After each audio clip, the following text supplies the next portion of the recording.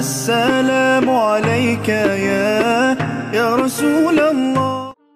السلام علیکم ورحمۃ اللہ وبرکاتہ. اللہم صلی علی سیدنا مولانا محمد وعلی آلہ وصحبہ وازواجہ وآل بیتہ اجمعین. حضور علیہ السلام کے ماہ میلاد میں ہم حضور کے خاندان کا تذکرہ جمیل کر رہے ہیں، اور حضور علیہ السلام کے آباء و اجداد کے ذکر میں اس سے پہلے ہم حضرت ابراہیم علیہ السلام، حضرت اسماعیل علیہ السلام اور آپ کے آباء و اجداد حضرت عدنان اور ان کے بیٹوں کا ذکر کرتے ہوئے یہاں تک پہنچے تھے کہ حضرت خزیمہ حضور علیہ السلام کے اجداد میں 15 نمبر پہ ہیں. حضور علیہ السلام کے ان جو دادا ہیں حضرت خزیمہ، ان کی کنیت بنو اسد بھی مشہور ہے، اور ابن ہشام کے مطابق ان کے 4 صاحبزادے تھے جن کا نام کنانہ، اسد، اسدہ اور ہون تھا. اور حضرت کنانہ جو تھے یہ وہ ہیں جن سے آگے آپ کے نسب میں حضور علیہ السلام کا ظہور ہوا اور حضور علیہ السلام پیدا ہوئے. اور کنانہ جو ہیں ان کی جو کنیت تھی ابو نضر سے، کیونکہ آپ کے ایک بیٹے کا نام نضر تھا. ایک نضر کا ذکر ہم پہلے بھی کر چکے ہیں، جو حضرت آپ یہ سمجھیں کہ خزیمہ کے والد مدرکہ، مدرکہ کے والد الیاس، الیاس کے والد مدر تھے، اور مدر کے والد نزار تھے، نزار کے والد معید تھے، اور معید کے والد عدنان تھے. تو یہ بھی ایک مدر تھے جو حضرت کنانہ کے بیٹے تھے، اور اس لیے ان کو ابو نضر بھی کہا جاتا تھا. کنانہ جو ہیں یہ حضور علیہ السلام کے جو اجداد ہیں ان میں 14واں نمبر حضرت کنانہ کا آتا ہے، اور ان کی عزت اور بزرگی اور ان کا شان اور ان کا مرتبہ وہ بہت مشہور تھا پورے عرب میں. حضور علیہ السلام نے بھی جب اپنے آباء و اجداد کا ذکر کیا ایک حدیث مبارکہ میں، تو حضور علیہ السلام نے یہی فرمایا کہ اللہ تبارک و تعالیٰ نے حضرت ابراہیم کی اولاد میں سے حضرت اسماعیل کی اولاد کو منتخب کیا، پھر حضرت اسماعیل کی اولاد میں سے بنی کنانہ کو منتخب کیا، پھر بنی کنانہ میں سے اللہ تبارک و تعالیٰ نے قریش کو منتخب کیا، اور پھر قریش میں سے اللہ تبارک و تعالیٰ نے بنو ہاشم کو منتخب کیا، اور بنو ہاشم میں سے پھر اللہ تبارک و تعالیٰ نے مجھے منتخب کیا. یہ حضور علیہ السلام کی حدیث مبارکہ ہے جو مسلم شریف میں مذکور ہے. تو اس وجہ سے بنو کنانہ، یہ کنانہ وہ واحد نام ہے جو اس حدیث میں حضرت اسماعیل کے بعد حضور علیہ السلام نے ذکر فرمایا، اس لیے حضرت کنانہ کا نام بڑا اہم ہے، بڑا مشہور ہے. اور بنو کنانہ جو ہیں انہی میں سے آگے پھر قریش کا قبیلہ نکلا، اس لیے کنانہ جو حضور علیہ السلام کے جد امجد جو 14ویں نمبر پر ہیں، ان کا ذکر بڑی آپ یہ سمجھیں کہ ایک بڑے امتیاز کے ساتھ حضور کی اجداد میں کیا جاتا ہے. تو بنو جو حضرت کنانہ تھے ان کے 4 بیٹے تھے. ان کے 4 بیٹوں کے نام جو کتب میں مذکور ہیں وہ نضر، مالک، عبد مناہ اور ملکان تھے. تو نضر جو تھے یہ وہ بیٹے تھے جن سے آگے آپ کا نسب چلا حضور علیہ السلام کے لیے. تو نضر جو تھے یہ حضور علیہ السلام کے 13ویں نمبر پہ دادا تھے، یعنی کہ حضور کے اجداد میں حضرت نضر کا نمبر 13واں تھا. حضرت نضر کی جو والدہ تھیں وہ حضرت الیاس جو ہیں ان کی اولاد میں سے تھیں، اور آپ کا اصلی نام جو ہے وہ تو قیس جو ہے وہ بھی کتب میں ملتا ہے، اور حسن و جمال کی وجہ سے، خوبصورتی کی وجہ سے، وجاہت کی وجہ سے آپ کو نضر کہا جاتا تھا. ابن ہشام تو یہ بھی کہتے ہیں کہ نضر کا ہی دوسرا نام قریش تھا، لیکن آگے ہم ذکر کریں گے کہ باقیوں کے نزدیک نضر کا نام قریش نہیں تھا، بلکہ نضر جو حضور علیہ السلام کے 13ویں نمبر پہ دادا تھے، ان کے جو 2 بیٹے تھے، ایک کا نام مالک تھا اور ایک کا نام یخلد تھا. تو جو حضرت مالک تھے وہ حضور علیہ السلام کے 12ویں نمبر پہ دادا تھے. تو حضرت مالک جو ہیں یہ 12ویں نمبر پہ دادا تھے. ان کی جو والدہ تھیں وہ عاتقہ تھیں جو ابن عمرو کی اولاد میں سے تھیں، اور حضرت مالک کی جو کنیت جو کتب میں کنیت جو ملتی ہے وہ ابو الحارث بھی ملتی ہے، جو ان کے 2 بیٹے تھے، ایک کا نام فہر تھا اور دوسرے کا نام حارث یا حرس تھا. تو کنانہ کے بیٹے نضر اور نضر کے بیٹے مالک، اور آگے جو مالک کے جو 2 بیٹے تھے فہر اور حارث، ان میں سے ایک جو بیٹا جن کا نام فہر تھا، ان کا نمبر حضور علیہ السلام کی اجداد میں 11واں ہے، اور ان سے حضور علیہ السلام کی نسل پاک کا سلسلہ آگے قائم رہا حضور کے آباء و اجداد کا. تو حضرت مالک کے بیٹے حضرت فہر، حضرت فہر جو ہیں ان کا ذکر بھی کتب سیر اور تاریخ میں امتیاز کے ساتھ ملتا ہے، اور اس کی ایک وجہ یہ ہے کہ حضرت فہر کا ہی دوسرا نام قریش تھا۔ لہٰذا یہ جو قبیلہ قریش ہے یا بنو قریش جنہیں کہا جاتا ہے، قریشی کہا جاتا ہے، قریش کہا جاتا ہے، یہ حضرت فہر کا ہی نام تھا قریش، اسی وجہ سے اس قبیلے کو قریش کہا جاتا ہے۔ تو جیسے کہ حضور علیہ السلام کی حدیث مبارکہ میں نے آپ کے سامنے پیش کی کہ حضور نے فرمایا کہ اللہ تبارک و تعالیٰ نے حضرت ابراہیم سے حضرت اسماعیل کو بنو کنانہ سے قریش سے بنو ہاشم، اور بنو ہاشم سے اللہ تبارک و تعالیٰ نے مجھے منتخب کیا۔ تو اس وجہ سے بھی فہر یا حضرت قریش جو ہیں ان کا ذکر بڑی وضاحت کے ساتھ، امتیاز کے ساتھ حضور کے آباء و اجداد میں ملتا ہے۔ قریش کو کہتے ہیں کہ لغت حجاز میں، عرب میں وہیل جو مچھلی ہے اس کو کہا جاتا ہے، چونکہ سمندر کا بہت بڑا جانور ہے، بہت طاقتور جانور ہے، تو اس کی وجہ سے آپ کی عظمت، آپ کی بہادری، آپ کی قوت، آپ کی شجاعت کی وجہ سے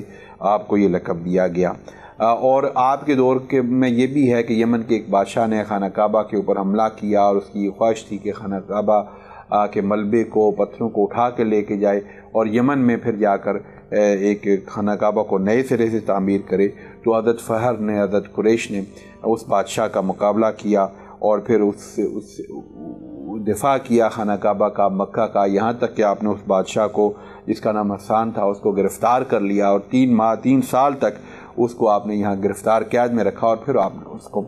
آزاد کر دیا۔ تو یہ آپ کی سیرت کا ایک واقعہ ملتا ہے حضرت قریش کا، حضرت فہر کا۔ تو یہ حضور علیہ السلام کے اجداد میں 11ویں نمبر پر آپ کا ذکر ملتا ہے، آپ کے دادوں میں 11ویں نمبر پر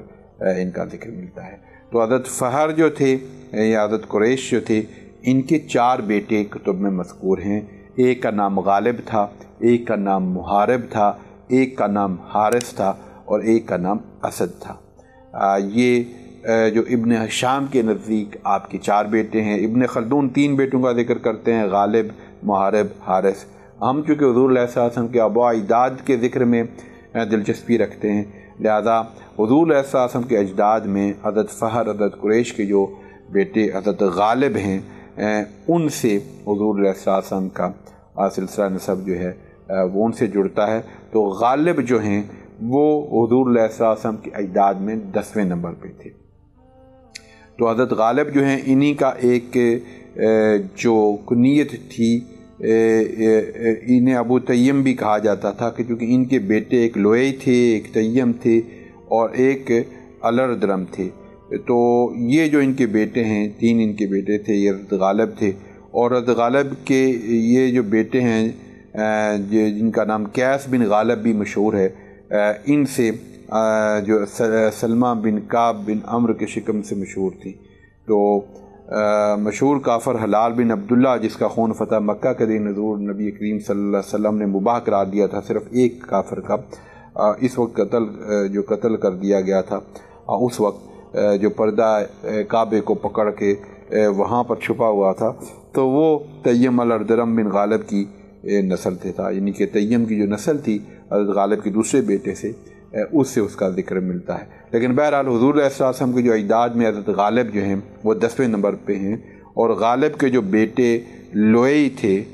وہ حضور علیہ السلام کے آباء و اجداد میں جو ہیں وہ 9ویں نمبر کے اجداد میں آپ کا ذکر ملتا ہے۔ تو آپ کی جو کنیت تھی ابو کعب تھی، چونکہ آپ کے بیٹے کعب تھے، اور لوئی یا لائی جو ہے دونوں پروننسیشن سے آپ کا نام ملتا ہے، جس کا مطلب ہوتا ہے کہ خوب، جسے کہتے ہیں کہ آرام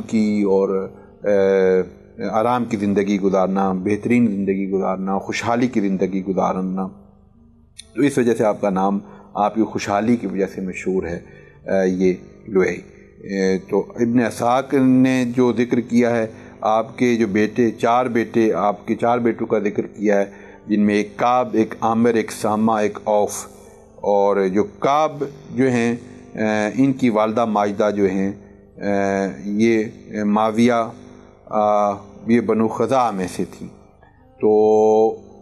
حضرت کعب جو ہیں ان سے آگے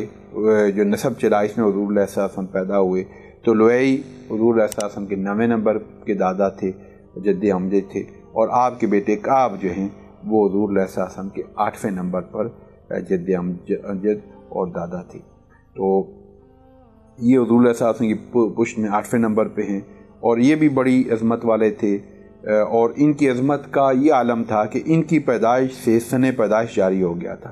اور یہ سلسلہ 4 صدیوں تک قائم رہا، یعنی کہ حضور علیہ السلام سے پہلے ایک اصحاب فیل کا واقعہ ہوا تھا، جس کا ذکر آگے ہم کریں گے، کہ جب ہاتھیوں کے ذریعے کعبہ کے اوپر حملہ کیا گیا تھا حضرت عبد المطلب کے دور میں، تو وہ ایک سال جاری ہوا۔ تو اس سے پہلے جو سال متداول تھا، یعنی کہ جو ایک آپ یہ سمجھیں کہ کیلنڈر متداول تھا، وہ حضرت کعب کی اولاد کے ساتھ، یعنی حضرت کعب کی پیدائش کے ساتھ، کہ آپ کی پیدائش کے ساتھ وہ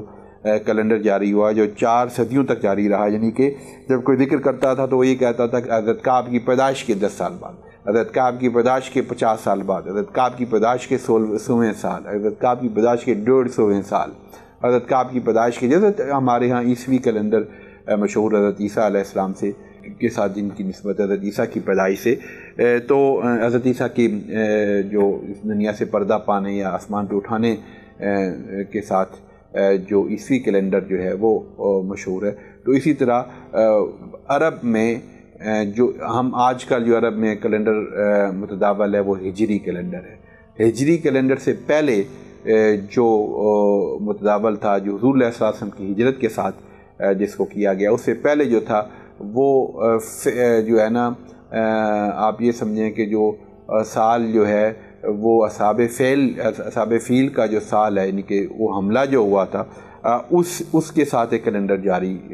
منسوب تھا، یا اس سے گن کے کہا جاتا تھا کہ یہ عام فیل کے 5 سالوں بعد ہے، عام فیل کے 10 سالوں کے بعد ہے، عام فیل کے 6 سالوں بعد ہے۔ اس سے پہلے جو کیلنڈر حجاز میں متداول تھا وہ حضرت کعب کی پیدائش کا تھا۔ تو اس طرح ان کا بڑا اہم نام ہے حضور علیہ السلام کے اعداد میں۔ تو حضرت کعب کے جو ہیں نا وہ 3 بیٹے مذکور ہیں کتب میں، ایک کا نام مرہ ہے، ایک کا نام عدی ہے، اور ایک کا نام حسیس ہے، سواد سے۔ تو یہ حضرت کعب کے ذکر کے اوپر آج ہم اپنی بات ختم کرتے ہیں۔ انشاءاللہ اگلی قسط میں حضرت کعب کی اولاد سے آگے جو حضور علیہ السلام کا جد امجد کا ذکر ہے وہ ہم جاری رکھیں گے۔ اللہ تبارک و تعالی حضور کے اعداد کے اس ذکر کو جو ہم کر رہے ہیں ان اقساط میں، اسے قبول فرمائے، اور اس کو ہمارے لیے دنیا اور آخرت میں